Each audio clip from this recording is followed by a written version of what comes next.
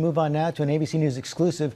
New details and new questions about President Trump and the January 6th Capitol riot as the congressional investigation into the insurrection ramps up. Our chief Washington correspondent Jon Karl takes us inside the White House on that day with exclusive reporting from his new book. Good morning, Jon. Good morning, George.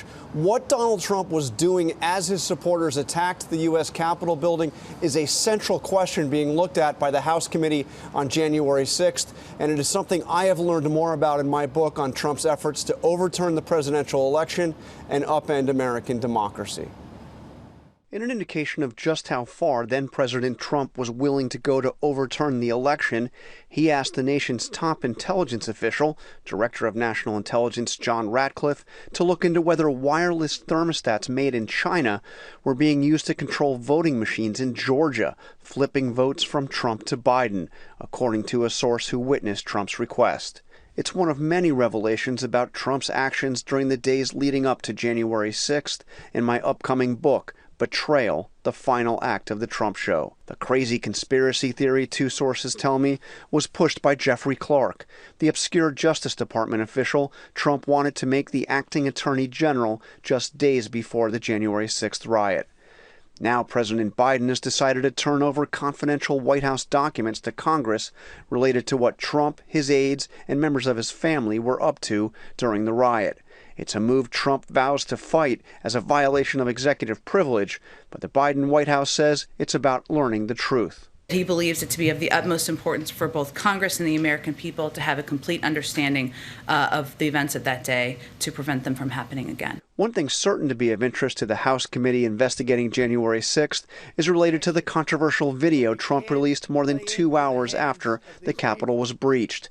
Trump told his supporters to go home, but he also praised them. We love you. You're very special. In Betrayal, I revealed that a source who was with Trump when he made the video told me that Trump recorded multiple versions that were deemed unacceptable by his aides because he praised the rioters, but he didn't tell them to go home. I'm told those outtakes were videotaped by White House videographers, are government property, and would provide insight into Trump's state of mind on that day.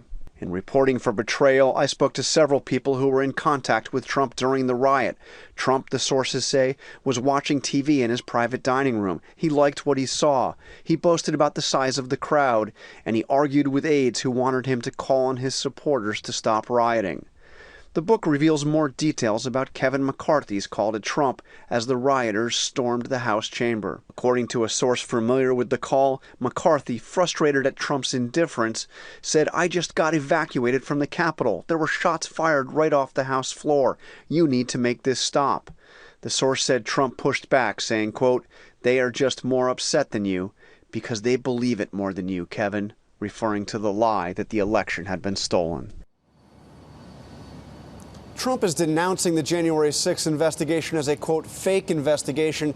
And not only is he trying to block the release of those confidential White House documents, he is also asking his former advisors to defy congressional subpoenas. One of those former advisors, Steve Bannon, now faces a possible contempt of Congress charge. Yeah, George? it's hard to see how executive privilege applies to him since he wasn't even working in the White House at that time. Jon Karl, thanks very much.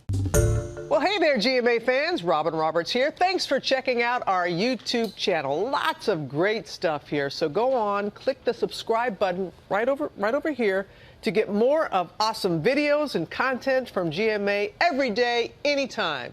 We thank you for watching, and we'll see you in the morning on GMA.